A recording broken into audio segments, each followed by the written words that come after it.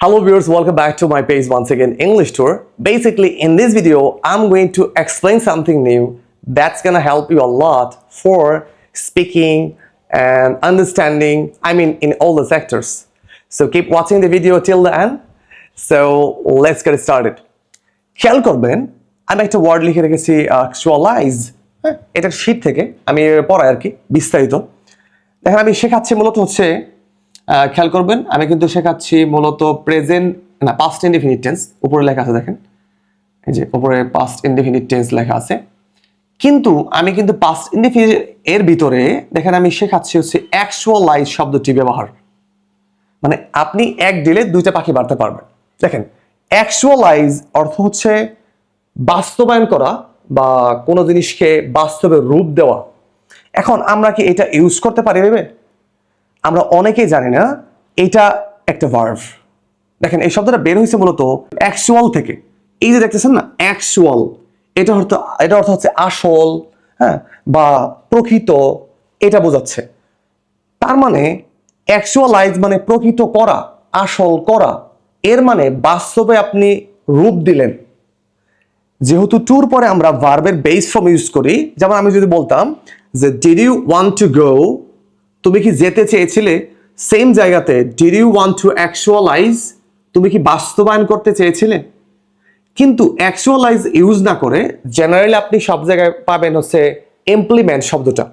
এখন ইমপ্লিমেন্ট শব্দটা অনেকেই পারেন, বাট অ্যাকচুয়ালাইজ শব্দটা অনেকেই ইউজ করতে পারেন না, বা এটা আপনি হয়তো জানেন না। দ্যাটস ওয়াই আমি সেটা অ্যাড করেছি যাতে আপনি শিখতে পারেন। বাট আপনি শিখতেছেন মূলত পাস্ট টেন্স, কিন্তু এর ভিতরেও আবার কি আমি নতুন একটা ওয়ার্ড দিচ্ছি যাতে আপনি এই পাস্ট টেন্সের সাথে সাথে এই ওয়ার্ডটা শিখতে পারেন।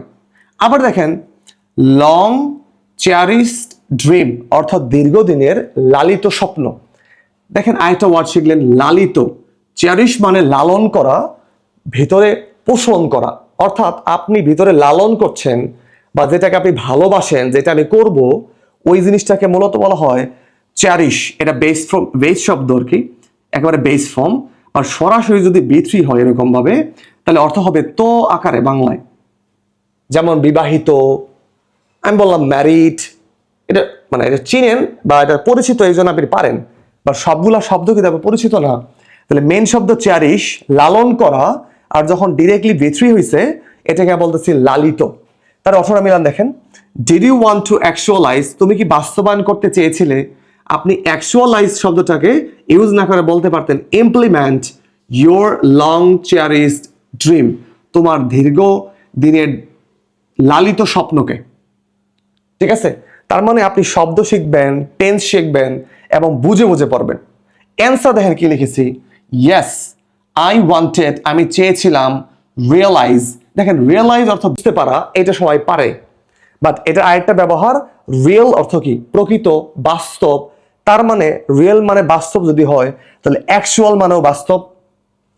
এর মানে এই টুর পরে আবারও ভার্বের বেস ফর্ম লাগবে, তাহলে শুধু রিয়েল দিলে তো আর হচ্ছে না। এই জন্য রিয়েলাইজ, বাস্তবায় রূপ দেওয়া, বাস্তবায়ন করা বা আসলে পরিণত করা।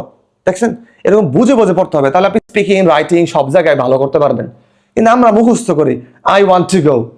আসলে গো যে ইউজ করলেন, এটা আপনি তো অভ্যস্ত হয়ে গেছেন। গো এটা সহজ একটা ওয়ার্ড, কিন্তু যখন আপনাকে বলা হবে যে আমি তো এটা বাস্তবায়ন করতে চেয়েছিলাম, এখন আর আপনি বাস্তবায়ন করা ইংরেজি পারেন না।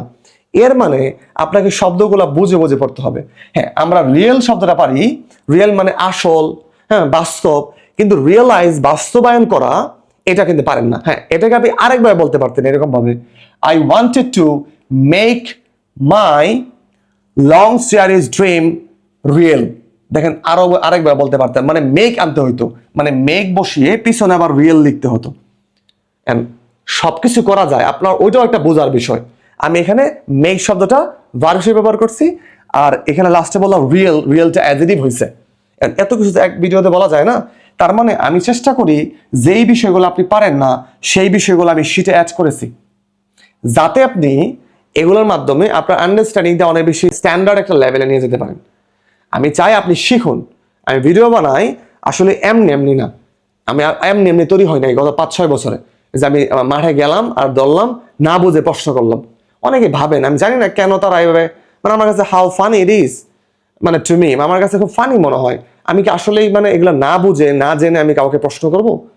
অবশ্যই না। আপনার তো একটা ন্যূনতম সেন্স থাকার কথা। অনেকেই ভিডিও বানায় বা অনেকেই আমাকে নিয়ে লেখালেখি করে। আমার মনে হয় তারা আসলে বিষয়টা সম্পর্কে মানে জানে না হয়তো। বাট আমি কি জিনিস বা আমি কিভাবে ব্যাপারটা ফিল করি, এটা যারা ভিডিও আমার রেগুলার দেখেন তারা একটু হলে বুঝতে পারেন যে আপনি যেই বিষয়গুলো পারেন না আমি এটা জানি ভাইয়া, কারণ আমার এই লেভেলটা ছিল এক সময়। দ্যাটস আমি ফিল করতে পারি যে আপনি এটা পারবেন না।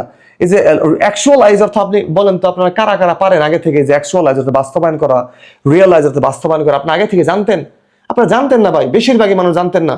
যারা ভিডিও আমার দেখেন, আমি চেষ্টা করি অলওয়েজ, দেখেন কোচিং সেন্টারটা আপনি পড়তেছেন, আপনাকে কখনো ফিল করতেছেন আপনি কি পারেন না, আপনার ল্যাকিংস কোথায়, এই বিষয়টা নিয়ে কেউ কথা বলে না বা আপনাকে শেখাচ্ছে না। আপনাকে শুধু গদবাদা বলছে I wanted to go, I wanted to eat. ভাই এটা সবাই পারে ভাই, এটা সবাই শিখতেছে। বাট আমার কথা হলো আউট অফ দ্য বক্স, আপনি কোনটা পারেন না ওই বিষয়টা যে আমি আপনাকে শেখাতে পারি, আমার ব্যাড সাইড আপনি নেবেন না। আমার কাছ থেকে যেটা ভালো লাগে ওই জিনিসটা শিখবেন। হ্যাঁ, আমি এখানে চালিয়ে বলতে পারতাম, ওই যে বললাম ইমপ্লিমেন্ট, ইমপ্লিমেন্ট অর্থাৎ বাস্তবায়ন করে, এটা কমন শব্দ, এটা আপনি পারেন অলরেডি, আপনাকে আমি শেখাবো কেন? আপনি যেটা পারেন না আমি ওইটা নেওয়ার চেষ্টা